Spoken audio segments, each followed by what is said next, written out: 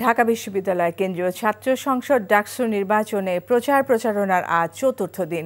এই মুহূর্তে ঢাকা বিশ্ববিদ্যালয় এলাকায় আছেন সহকর্মী নূর হোসেন। সরাসরি যাচ্ছি তার কাছে। নূর, শুক্রবারে প্রার্থীরা কি প্রচারণা চালাচ্ছেন? কি তথ্য আছে আপনার কাছে?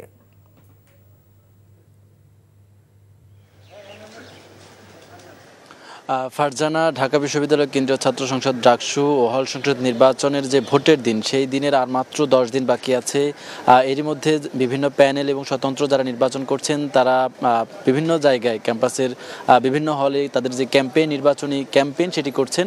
আজকে এখন পর্যন্ত বড় যে প্যানেলগুলো রয়েছে বা বড় যে প্রার্থীরা রয়েছেন তাদেরকে আমরা নির্বাচনী ক্যাম্পেইন করতে দেখিনি। তবে তাদের বেশ কয়েকজনের সঙ্গে আমাদের কথা হয়েছে। তারা বলছেন যে জুমার নামাজের পরে তারা বিভিন্ন হলে এক এক হলে এক এক মসজিদে, কেন্দ্রীয় মসজিদে, কেউ সায়েন্সের ওই পাশের মসজিদে, কেউ অথবা হলপাড়ার মসজিদ থেকে তারা জুমার নামাজ শেষ করে হলের যে ক্যান্টিন সেখানে খাওয়া দাওয়া করবেন এবং এরপরে হলের যেই শিক্ষার্থীরা রয়েছেন, আবাসিক শিক্ষার্থী যারা রয়েছেন তাদের সঙ্গে তাদের যে জনসংযোগ, তাদের কাছে যে ভোট চাওয়ার বিষয়টি এবং তাদের কাছে যে প্রতিশ্রুতি দেওয়ার বিষয়টি সেগুলো শুরু করবেন বলে আমরা জানতে পেরেছি।